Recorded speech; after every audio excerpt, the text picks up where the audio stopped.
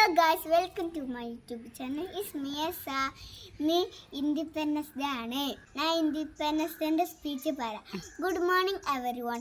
My name is Asa Muhammad Chamban. I study in first standard. Today I am going to speak about Independence Day. Today is 15th August. It is our Independence Day. We celebrate 18th Independence Day. India got freedom in 1947. We remember our freedom fighters. I love my country very much. Thank you. Indian Rajam,